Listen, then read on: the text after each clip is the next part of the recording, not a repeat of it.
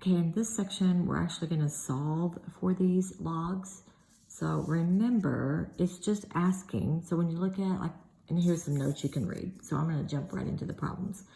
So the base number, so what it's asking is 10, and it should have had something here. So 10 raised to some power that would equal 100. So I don't know what the exponent is. So 10 raised to some power that equals 100.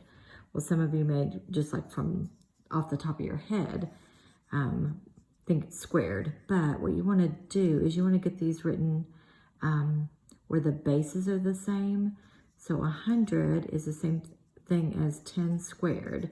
So as soon as the bases match, so 10 and 10, as soon as the bases match, then you could look at these exponents and realize that x equals 2. Okay, so now this next one gets a little more complicated because it's a fraction. So it's asking me 5 raised to some power that's going to equal 1 over 125. So if you kind of know your powers of 5, I mean, you could be thinking about, okay, what's 5 to the first? Okay, that's 5. What's 5 squared? 25. What's 5 to the third? 125. So it's similar, but the fact that it's a fraction means that this must have been written as a negative exponent. Okay, so I could rewrite this as 5x equals 1 over 5 to the third. Okay, since 125 is 5 to the third. So now let's rewrite this so I don't have a fraction anymore. So 5x equals 5 to the negative 3, because it basically acts like a reciprocal, if that makes sense. So now that the bases are the same, I can say x equals negative 3. Okay, let's look at this next one. 36 raised to some power that's going to equal 6. Okay, so think about all the 6's that you know. 6 to the first equals 6. 6 squared equals 36. Okay, so that must have something to do with this. So what if I rewrote 36 as 6 squared to the x equals 6, like 6 to the first if you want to get super technical, okay? So then I could rewrite this one more time because the power raised to the power you multiply, so that would be 2x equals 6, like 6 to the first. Okay, so then since my bases match, I can say 2x equals 1, divide by 2, x equals 1/2. So remember, that's just asking, that would be 6 raised to the first power, 36 raised to the first power, and then the second root. So it's asking what is the square root of 36, okay? So now let's look at this last one. Okay, so 3 raised to some power that's going to equal the 7th root of 3. Well, let's rewrite the 7th root. So 3 to the x equals 3 raised to the 1/7 power. Okay, because remember, this is default first power, 7th root. So 1 over 7. So this is the power, and this bottom part is the root. So now that my bases are the same, I can say x equals 1/7. Okay, then they threw an easy one at us. Okay, so 7 raised to some power that equals 49. You might be able to do this just off the top of your head and realize that would be 7 squared. But if you think about all your 7s, so 7 to the first equals 7, 7 squared equals 49. So if I rewrite this as 7 to the x, 7 squared, then x equals 2. But, you know, there's nothing wrong with maybe doing mental math if you can, okay? But it always doesn't lend itself to that. All right, let's look at this next one. So 3 to the x equals 1/9, okay? So let's think about all our 3's. So 3 to the first equals 3, 3 squared equals 9, okay? So let's rewrite this 9. So if I've got 3 to the x, I could write this as 1 over 3 squared, since that's what 9 is worth. And then if I rewrite it one more time to express it with a negative exponent, it's going to look like that. And now that my bases are the same, then I know that x equals negative 2. Okay. Then these last two kind of are showing you what a property would be.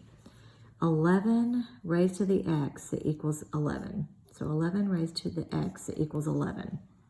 Okay. Well, anything to the first power is itself. Okay, so x equals 1 is basically one of the properties of exponents, because anything to the first power equals itself. Okay, properties of exponents. Anything to the first power equals itself. Okay, and then this one is kind of on the flip side. So 6 raised to the x equals 1. And we've worked some problems like this, and anything to the 0 power, so it's another property. Anything to the 0 power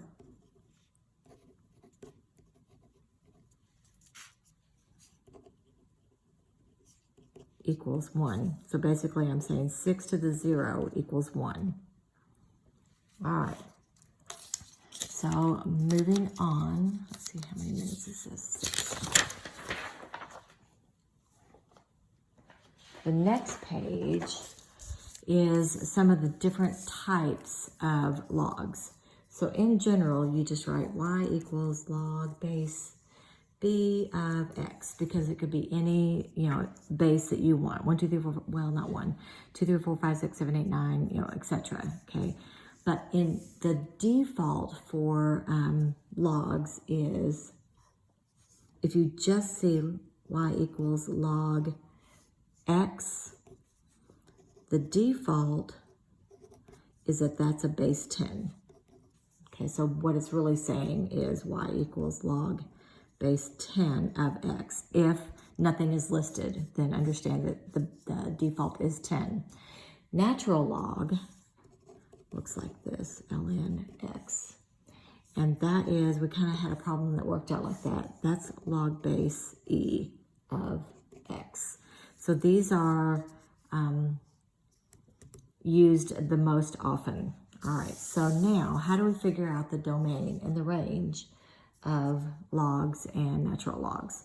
What you're going to do is you're going to take whatever the argument is, whatever is after the log or the ln, and it's not exactly setting it equal to 0, it's setting it greater than 0. So I'm going to take this little piece out, so 7 minus x greater than 0. Okay, so then there's a couple ways you could do this.